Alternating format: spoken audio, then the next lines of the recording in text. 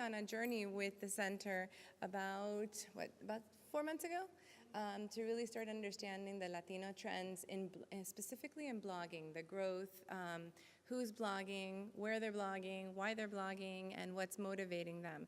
So we're going to be unveiling for the first time the results of that survey, and joining us to do that is the Miss Sifu, who actually directed us and make sure that we stayed in line with the rationale and what we were looking for, and that's Dr. Cindy Chapa. I'm going to smile and wave. And so Dr. Chapa is the Associate Director of the Center for Hispanic Marketing Communication at FSU, coordinates the Certificate on Multicultural Marketing, has been in the academia for 14 years. She's really aging backwards, so she's much younger than we know she is. Her research focuses on Hispanic Latino behavior, including studies that measure the effectiveness of marketing communication campaigns targeting Hispanics in the U.S. And she is the Latina mom of 3 boys, if we can believe that or not. We really don't believe her, but she says it's true. So anyway, please join us in welcoming Dr. Chapa. And what we're going to do is Dr. Chapa is going to introduce the survey, the findings, and then the Latina Mom bloggers team, joined by my esteemed colleagues, Pierre Jolly in the middle, and Angela Sustaita-Ruiz. She's more than Mrs. Ruiz, so you're going to hear her talking about all information in terms of trends and how we're applying the knowledge found from the survey into our everyday work with Latina Mom bloggers, working with brands and helping them develop their social media strategy. So I'll let you take it away. Yeah, thank you, Tracy. Thank you, and good morning, everyone, for being here. I know that it seems like we were hidden here in this different room, but I appreciate that you're here. This is a project that motivated. I gotta Can be everybody here. hear her okay? Can you hear me? Yes. Anyway, you can hear me? Yes. I'm always walking around. I'm a professor and I cannot sit down, but my experts here, they will sit down. So let me tell you a little bit of what we did. They said, you know, we're a bloggers, but we need an outsider, someone who is objective in the academia to help us to understand what we're doing. Since this is so new in our field, in the industry, so we're just kind of helping each other to understand what we have done and what kind of patterns can help us to perform better. So let me tell you a little bit about the sample. So we did a study. It was a national sample, and the total sample size was 251. We had different questions in the survey that we use in the academia that are already developed, and we were using those scales so we could validate the survey. We want to make sure what the level of reliability we had, and we had over 90%, which is what we want in the academia. We had a 94% of reliability. So we valid the responses and the answers that you're gonna learn today here, they have been through the validation process. So this is just a little bit of an idea about the distribution by age group. And now I'm gonna have my experts just giving me what you think about the distribution, because you can see that the tendency is going to be between 25 and 50 years old. Well, the best part that I really loved about that is that marketers like to say that it's always going to be between, 18 to 25. You always hear 18 to 34.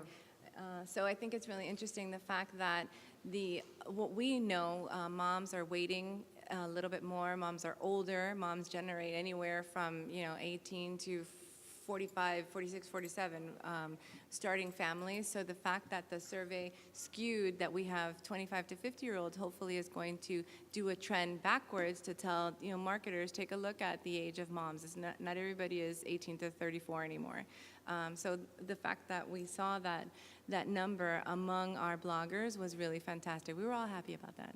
Right, and I think that comes into play when we're working with clients and offering counsel, and that we recommend that they broaden their scope when they are targeting a specific audience. Maybe it's not just that you broaden it so you're reaching, amplifying your message. So I think this comes into play to help support that. We were talking about it last night, and I was mentioning that the identity of the Latinas is changing. It's not what the industry thought that we were. This is a different generation, and we just as we communicate and we learn about our own identity or a new identity here in the United States, then it will be easier for the industry and the decision makers to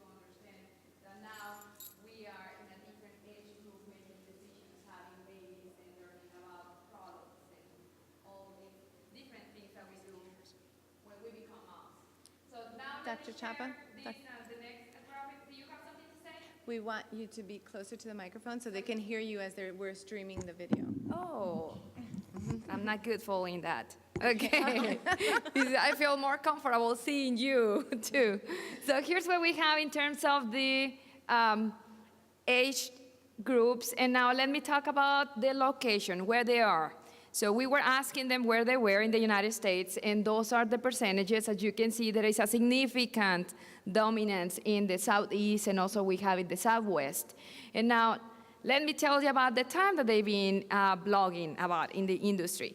So we have those who are beginners, who've been blogging for less than a year, and then we have those that we consider to be an expert. So what we did is that we categorized by time that they've been in the industry, because we wanted to see if there were any difference in terms of content that they're producing, in terms of the patterns, in terms of sponsorship, in terms of supporting certain topics. So this is just giving you a little bit of the background of why we decide to categorize the bloggers by the level of expertise in the industry.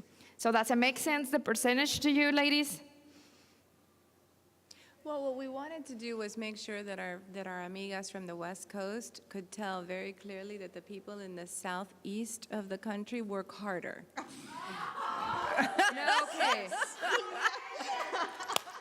Look at Sylvia. And I'll get to that. We have the numbers. So we just wanted to make sure that the Southeast United States works much harder than the rest of the coast, okay? So that's the information at 27% that we wanted to make sure, with Florida leading in those that are working harder. I'm in Atlanta. Yeah, she's like, wait a minute.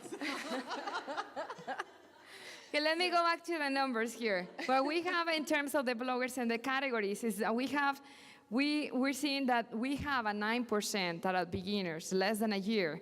But if you go and see the opposite, the experts, then we see that we have only 8% that those who have been bloggers more than 7 years. So we're still in the middle. This is just a mirror of what is happening with the industry and how we become, or you are becoming more important, and it's growing. But we don't have the number, the percentage that we see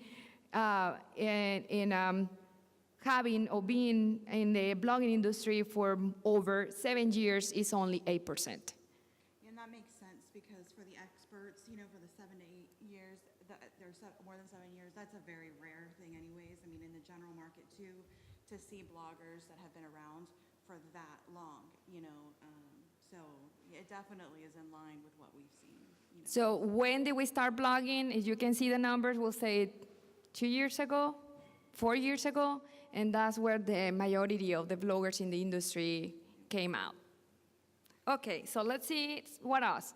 We learned that 50% of the bloggers will do it in English. The Latino bloggers will do it in English. And the other 50% will say, half of them will say Spanish only, and the other half will say Spanish and English. And let's see, do I have something? That's pretty much what we have in terms of the language utilization and how we utilize in the content of the blogging. Do you have something to add, ladies? That's in line with what we see, because we often work with brands who want to have Spanish only, or, we know our network pretty well, and I think these numbers align with what we're seeing when we're recommending and working with our clients to identify bloggers for campaigns. Okay. One last highlight from this slide is that when they say that they were using both languages, still 60% is in English and 40% in Spanish, which reflects the kind of population that is, following the bloggers. Is the educated Latinas who are bilingual, and sort of some of them also part of the millennium generation. So this is, I think, that is accurate in terms of what we see also with the total market. Okay, so let's talk about the attitude toward blogging. Remember that we categorize the bloggers into 5 different groups. So the first one is the experts, and that's where the majority of the tendency will go higher. So when we were asking about how they feel about, blogging, and we saw a significant difference. The attitude was higher in a very significant statistical way. So we have that the expert, those who have been in the industry for more than 7 years, they say that, yes, I feel very positive I think that this is a nice thing to do. It is very important and is more significant than the other 4 groups. And the other 2 characteristics that will reflect the attitude of these bloggers in these categories will be also that they think that is harmonious and that is better than before. And if there is a group that can tell us if it's better than before, I think that it will be only the experts. So those are the leaders in this deciding or giving us the patterns in terms of these perceptions. Then we have the masters that say that it is agreeable, sociable, useful. Seniors, that is meaningful. The seniors, the characteristic of their attitude toward blogging is that they like it more now. And the beginners, those who been here only for less than a year, obviously the significant difference compared to the other 4 group is that they're more optimistic about this, about blogging as a career, and they're also very pleased with what they're doing. Okay, now it's your turn to help me to understand why are we seeing this. I really believe that the ones in the middle are really still continuing. Obviously, the experts are still growing their audience as well, but I mean, it would be in line with the blogger that's right in the middle is still growing, is still developing that audience, is still looking for the right ways to drive SEO and development and what have you. So the beginning blogger has a lot of optimism. The ones in the middle are cranky because they want to keep it going and developing. Of course. And then the experts are positive in that they've grown their base and what have you. I like that it's not that the masters and seniors and juniors do not think that blogging is important, but when we were comparing the tendency in a scale of 1 to 5, those who've been in the industry for more time, those are the ones telling us it is highly important. So the significance is higher. So they are the ones who are telling the rest of the bloggers, this is important, what we're doing is important. Then now let's talk about the topics in the production content, the top topics in the Latino bloggers industry. So we were measuring different topics that we thought that they were relevant, so the one that we've been seeing in a different blogs. And the top 5 will be parenting, the second is food, and the other 3 ones is lifestyle, product review, and beauty. And the significant difference among the last 3 categories is not significant, meaning that they're all important, but those are the top 5. So number 1 for the Latina bloggers will be parenting. And then something else that I think that I like a lot is that 95% of the bloggers are not just blogging about one topic. It's only 6% the bloggers blogging about one specific topic. 95% of the bloggers will have multiple topics, multiple content in their blog. And that's what we're seeing here. So the average of the content produced in a blog, the average in our sample is 16% that goes to parenting. What does it mean? It means that if we're writing, I know that at least 60% of my time is gonna go to write content on parenting. So that's parenting with 16, food 14, lifestyles 11, and the other followings will be the same. So what we like about this is, that we know that we're learning that Latino bloggers are very diverse. They're talking about different issues, not just parenting. Parenting is the most important, but as you can see, we're also writing, or you are writing also about other topics, and I want my friends here from Latina Moms to tell us more about the content produced in the blogs. I think that there's, I love this one finding about that 94% are covering mixed content, because I think there's a misperception that, while most of us are blogging about parenting, there's a misperception that as mommy bloggers, as we, obviously often get called, which I hate that term, but as, that we only write about parenting, or that's all we're focused on. But the truth is that we're writing, like we can see, about all different types of topics, and I just think that's very interesting and useful information for brands moving forward. Right. It's obviously when brands come to us, they obviously want to work most of the time with mom bloggers, but sometimes we do get, oh, we don't want mom bloggers because they have this misperception that they're not writing about other things. And this shows really the diversity of our group and how we have all sorts of different interests, and we're producing great content, excellent content about all sorts of different topics. And I think that's important too, because it also helps you extend your reach, because, we worked with Disney for the release of the Jungle Book DVD. And so initially they had a specific target in mind, and we were like, why don't we broaden that to include food bloggers? Because those food bloggers could create fun Disney-inspired recipes that tie into the movie. And you could do crafting bloggers as well that focus on that, because you could do fun crafts. And then you have the parenting bloggers. So it was an interesting mix. They were developing different content, so it wasn't all the same. It was very unique to what they liked to write about. And so I think that helps really, you're generating better content and more organic content. Right, and it defines us as moms that we worry about what we're wearing or what we're eating or what our children are eating. So it translates, the content translates to what is it that we do in our daily lives that we talk about in our blogs. And so it's definitely relevant. Yeah, and hopefully it'll just, remove us from this pigeonhole that we're in, that Right. we're, only thinking about Diapers. and things Right. like that. I mean, that's great, I do think about diapers, but that's not the only thing, so. And I was telling Pierre last night that from the academic perspective and also the industry, we're teaching the students who the key leaders or influencers are in the decision-making process of the Latino families.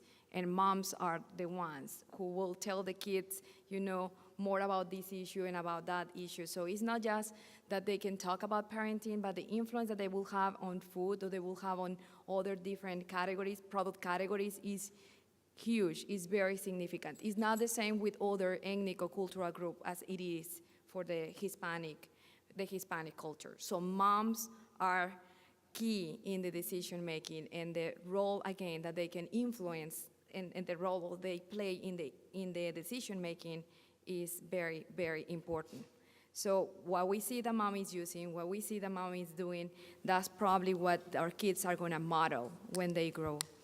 Okay, so let me go and we have the 5 top topics in the content. This is not what we asked them what they thought that it was important. This is when we were asking them about the content, the production, or what they were writing.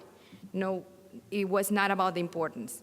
And so we know that regardless, they are writing a lot on parenting and food, and then product review. So I'm gonna go very quickly on each of these product categories. And the first one, our top category, is parenting.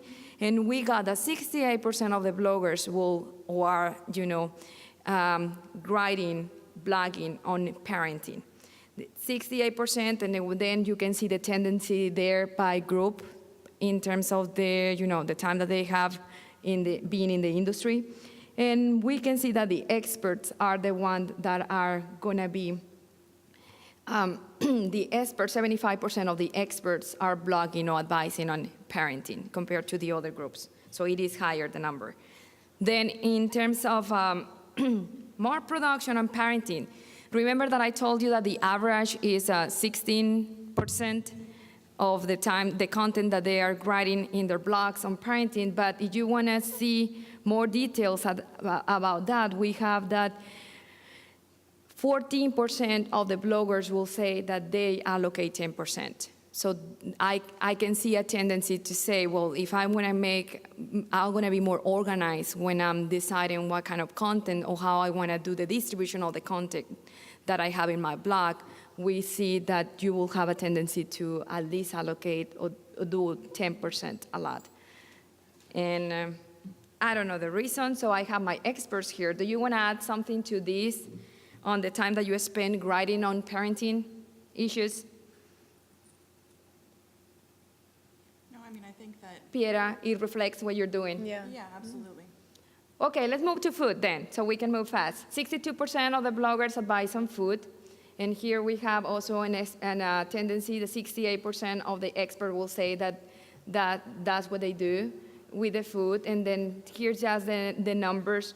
We have that in average 10%, that's what they are gonna allocate in the content to talk about food. Then the next one is lifestyle. and we got 63.1%. So 63% of the bloggers, they're not only writing on parenting and food, but they are also talking about lifestyle. So they're telling us what to do, where to go, how to have fun. And then the next category is about product review.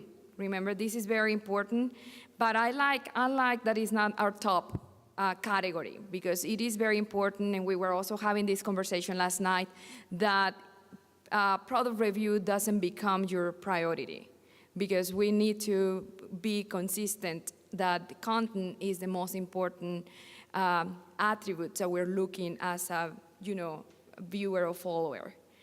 Do you agree with that?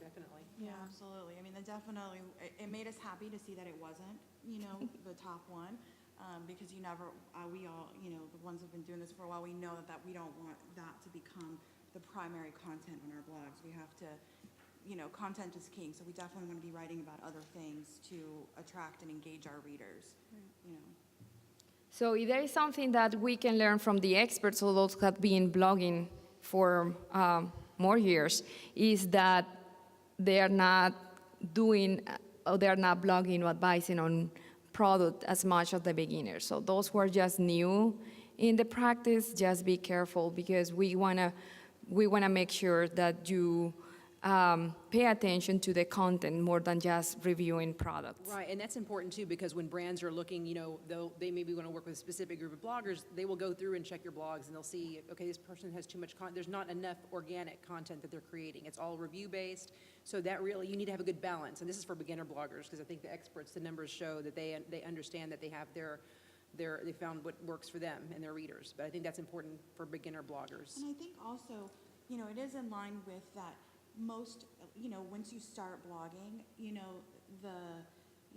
kind of like to get your foot in the door, a lot of bloggers do begin by reviewing products, because I think that's like, the way that maybe a lot of brands, are able to maybe partner or work with a large quantity of bloggers by sending out product.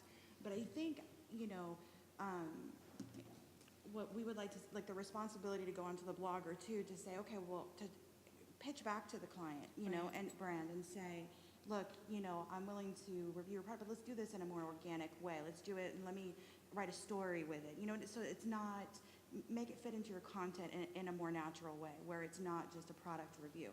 Honestly, what Angela was just talking about with Jungle Book, and now with the Pirate Fairy that we're working on, that could have been a very simple product review. You could have just received the movie and just written about what you thought about the movie.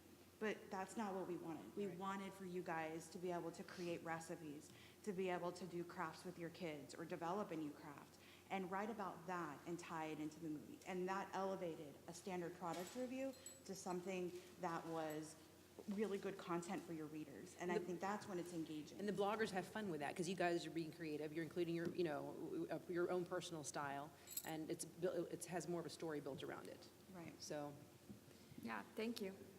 All right, so let's move to the next category, which is beauty and fashion. We have the 51% of the bloggers that will advise on this topic. And the average of the percentage of content in your blog that goes to this is going to be 11.6. But we have, some outliers who are advising or writing more on this topic, and that will be up to 80%. Let me go to now talk about social media. Are you ready for social media?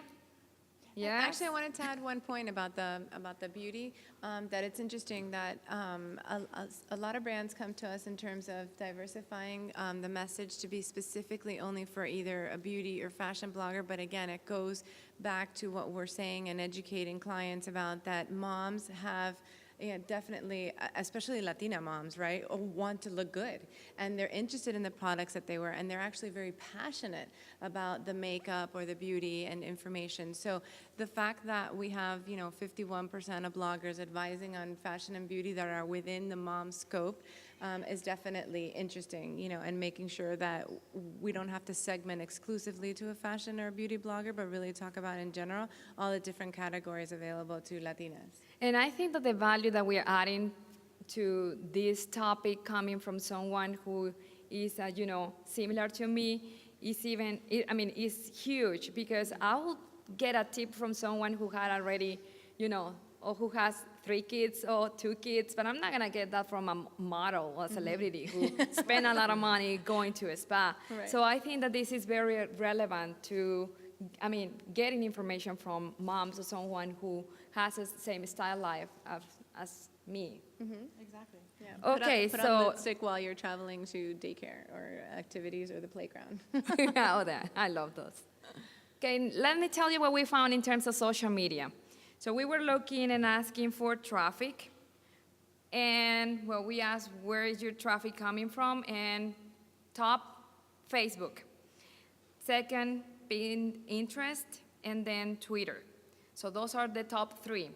But this is something that is interesting, and is that when we were asking the bloggers where they have seen a growth in the last 12 months, the number 1 was in Instagram. It doesn't mean only 4% is coming from Instagram, but in the last 12 months, the most significant growth in terms of traffic coming from a different source or different social medium is Instagram. Anything that you want to add to that? Yeah, I just think it's, Facebook obviously is changing their algorithm, so that's probably we're probably going to see that decrease. But obviously we know that, we all love Pinterest, and I think that's a huge traffic generator. But I think it is interesting to see that some bloggers are using Instagram to generate traffic to their blogs as well, and that it is growing a lot, we see. So I think that's something to watch and something definitely, to use. In a way, you have to be careful because Instagram is just like, with Pinterest, you don't want to use it in a way that is not, like best practice for that social media, properties. You want to keep it organic. You don't want to alienate your followers on Instagram because it's a certain type of follower. But if you can figure out a good way to integrate it to give you the traffic, then it might be something to look at, because this definitely shows that there are bloggers out there using it. Yeah, we looked at the data 3 times. We went back and we looked at it and we looked at it and we were like, are we sure? And so we definitely stayed on that piece of information to make sure that it was accurate, but it was very interesting to see that as a new trend. Well, this is in terms of asking in the last month where you've been seeing more, a more significant change or growth, and then that was number 1 Instagram, and the second was Facebook, because Facebook is still growing, and there was still in the same level of utilization, YouTube and also Google Plus. So those are still constant, but we have seen a change, an increase in Instagram and Facebook in the last 12 months. Okay, now you can talk about it, Christy. And I'm gonna let you talk about working hours per week and then who is working the most. But first, let's see to this, let's pay attention to this table. 40% will say 1 to 3 hours, 26% 4 to 5. Only 12 will work more than 8 hours, and 6% is working less than an hour per day. And who is working more hours? So here's by location, so now I'll let you talk about it. Yes, for those of you who weren't in the room before and those of you who are from the West Coast, like certain people in the back of the room, we just wanted to make sure you were clear on that the Southeast works the most as the region in the United States. So They're spending more hours. Apparently in Miami, we go to the beach and we work or something, but it was very interesting that the people in the Southeast were deemed as working the most. So. Going back to the last slide, though, I do think This one? Yeah, I think it really shows, though, how hardworking bloggers are, though, this slide, because even though it says 40% work, or 46 are working, 1 to 3 hours or less than that, it's still showing that the majority of bloggers... Is that a part-time job? Exactly. It's showing that we are dedicated to doing this, and that we are working a lot, many hours a day. Some of whether it's part-time to full-time, but we're dedicating the time and the energy into our blogs, and I think that's wonderful. It shows that, we're entrepreneurs, Right. And it could have also been that under more than 8 hours, not counting events, being attended to, like, we didn't have clarity. Is it only sitting at the desk, or is it everything else that you do that helps you build your blog by the events that you go to, the faces that you see on a daily basis? So it definitely could be a lot higher, but we see that they're working very hard in terms of dedicated to building the blog. Okay, let me move to the age group. So youth is not correlated with working hours, as you can see here. So the ones spending more time, and you can look to the colors on the right side.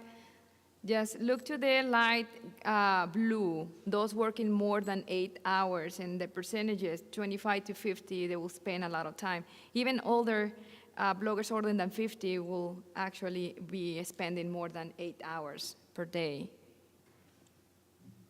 And at the end, we're going to share an email, my email, so you want to have access to this table, you will, and also through Latina Moms Bloggers. Well, we're going to post it. We're going to post some of the They information will. on our Okay. site. So. So now let's look to the 5 topics selected by Latino bloggers. And this is what we ask them for in terms of importance. This is not the time of what they're spending, because sometimes I may think that education is important, but it doesn't mean that I will be, spending or allocating more time to write about education. So in terms of importance, those are the 5 tops. Those are the perceptions of the bloggers, that family and parenting is still the top topic, followed by food, then entertainment and lifestyle, and then health and fitness and education. And again, they do think that it's important, although that when we are asking them how they're allocating the production content, we don't see it as we see the consistency with parenting and entertainment.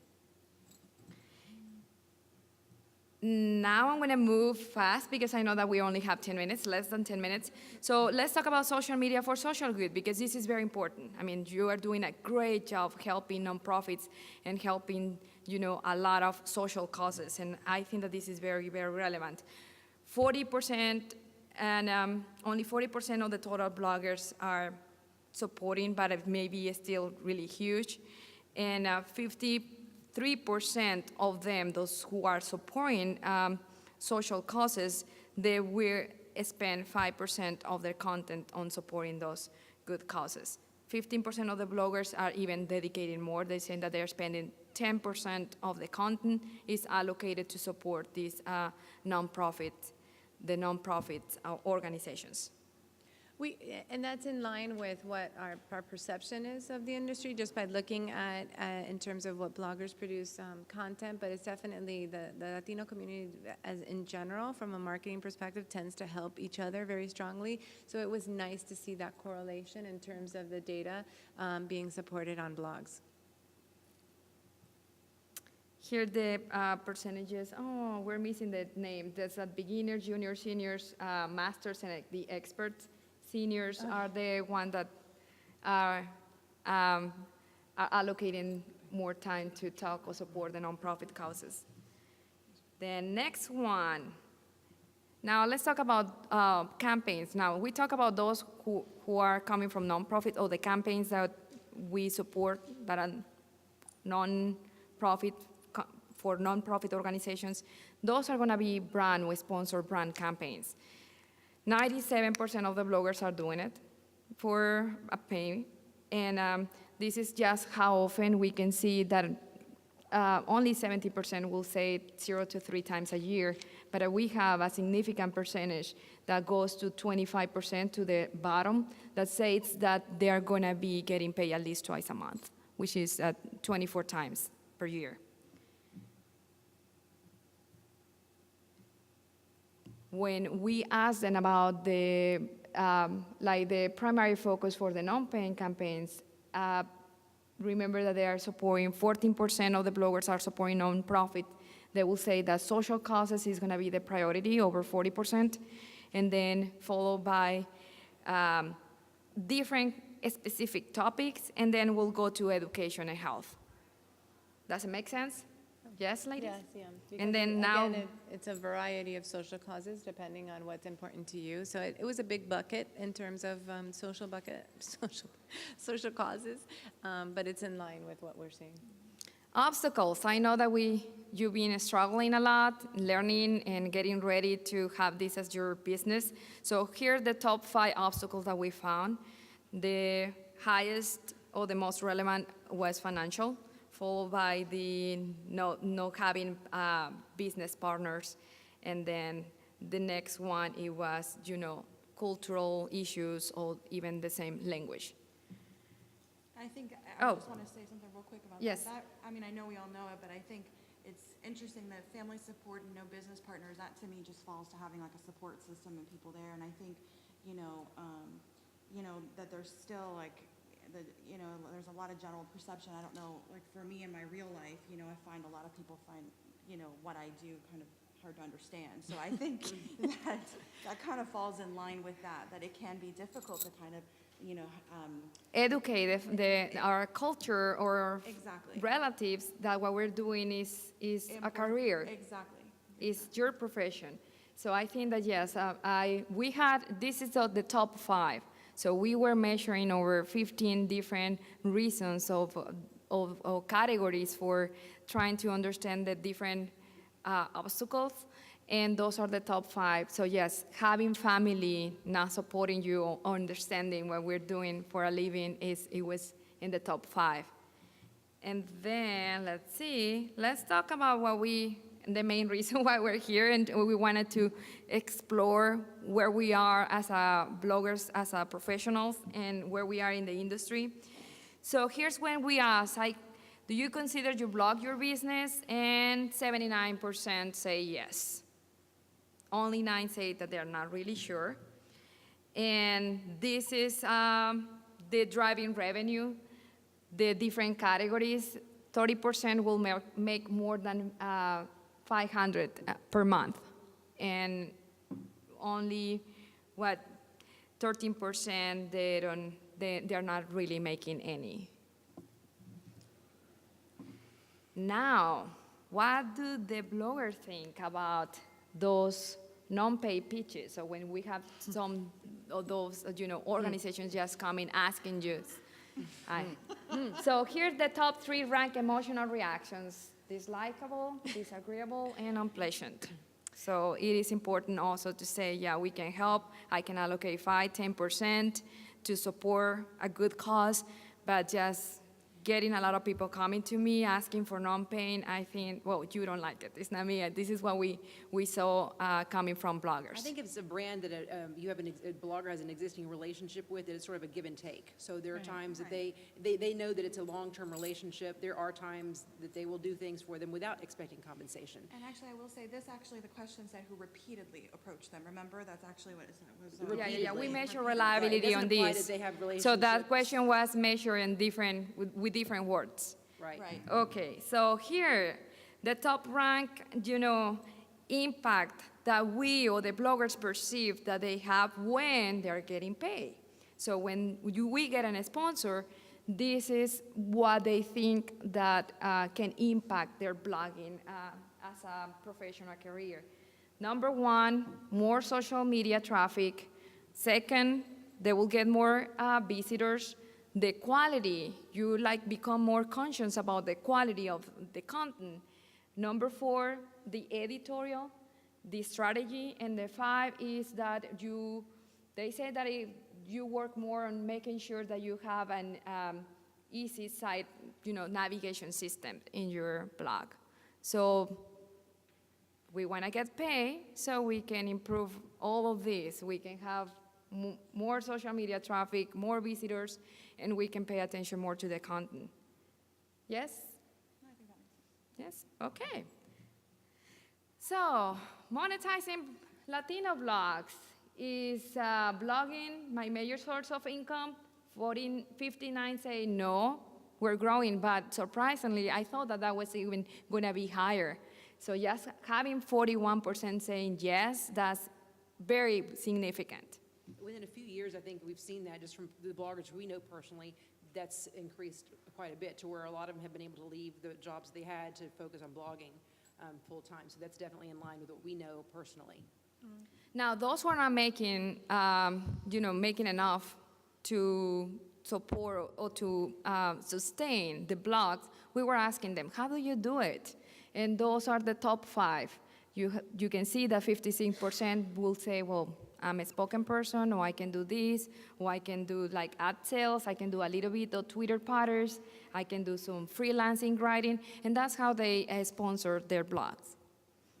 And I think that's it. Do you want to add something else? I just want to say, last night, we were up very late going through the slides. One slide that we forgot, we didn't add, was the one about culturally relevant. And we did find, or Cindy found that, that bloggers prefer to receive pitches and content that are culturally relevant to them. And I thought that was really important, Latina bloggers, that they prefer to get that kind of information. And I think it's important to include that one, but it didn't make it to the slide. And that's why even in 2011, when we launched Hispanic Size Los Angeles, that was our intention, was to make sure that we knew the space. Christy and I, our background in Piera, being from, having that social media expertise, understood that when working with bloggers, that we wanted to have culturally relevant campaigns, not just a one-size-fits-all approach. Because that's you want to be able to write about something that resonates with you, and you can identify. It helps you develop better organic content. So.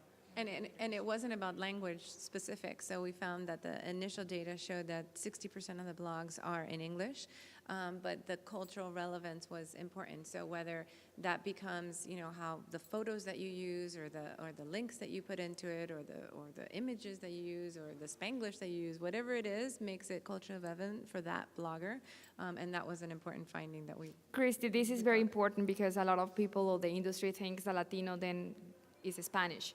And language is only one factor that really is associated with our culture. There are so many factors. And yes, making sure that we bring something to to our blog, I think that is very important. Okay, and time's up, yes.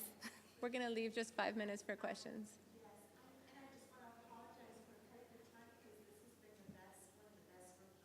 Oh, thank you. Thank you.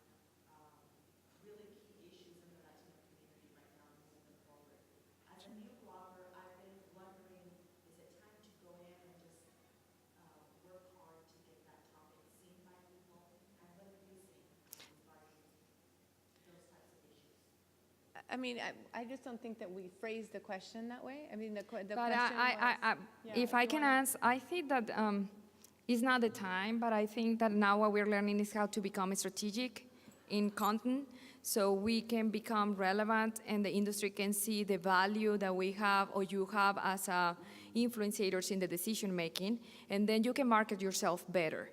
And I know that right now is, let's say, well, it's not enough to say that 100% is coming from the sponsor of the brands, but it probably will happen in the future. It's just how you market yourself, but be very careful on getting or having the balance, because if not, you're going to lose it. But also, I mean, to your point is there are buckets, right? For a survey, we have to give options to choose in terms of categorizing, right? So it just may be that we can't name, so many different things as well when you're looking at a survey. So we're going to look at what are the main buckets that we're looking at.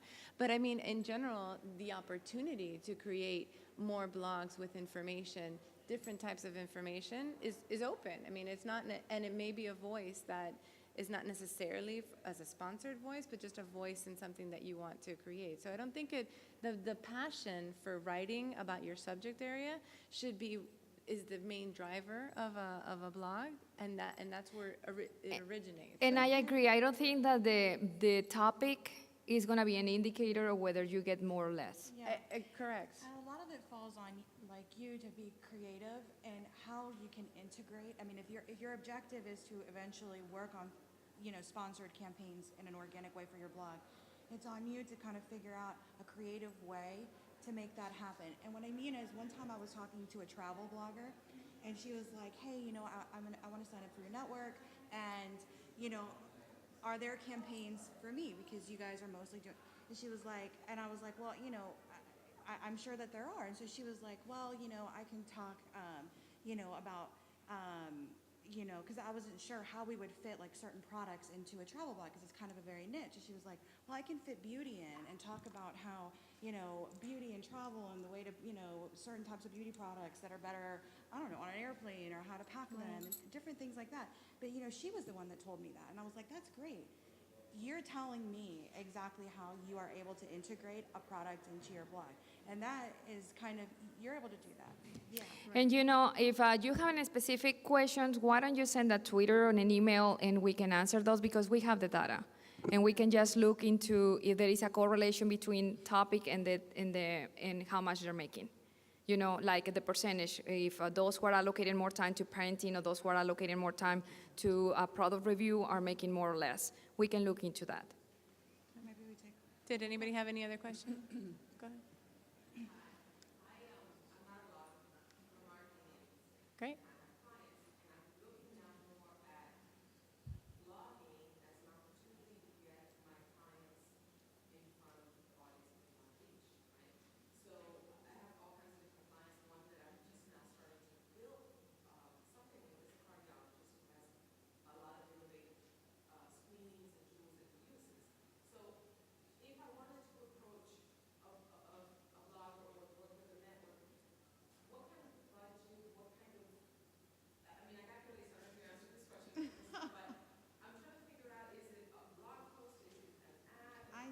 Variety. I think that, I think that something like that, if you have, I think you would want to have maybe bloggers that are writing for your client site.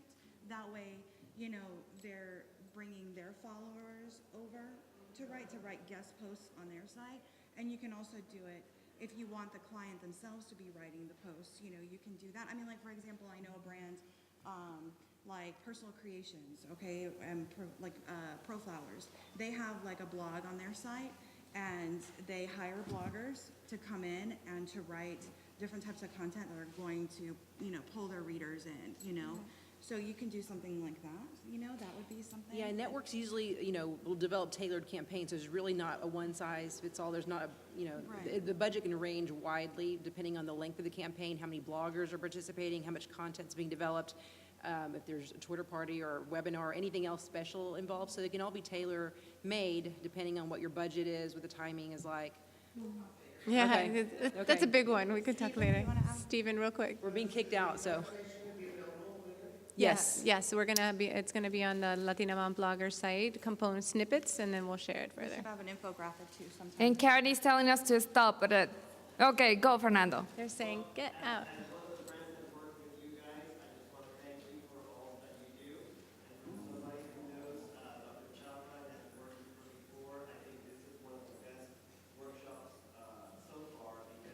Well, tweet about it. I know, exactly. The hashtag is. And that's why we were excited to work with Dr. Tapas, because we And wanted this to is have what we want credible to do. data.